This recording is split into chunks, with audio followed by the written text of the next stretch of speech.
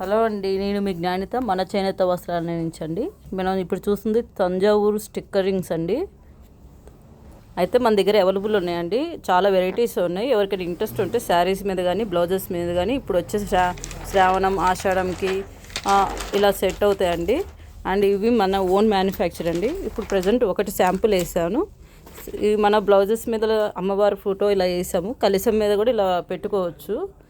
And saris మీద కూడా మనం ఇలా డిఫరెంట్గా చేసుకోవచ్చు అనమాట.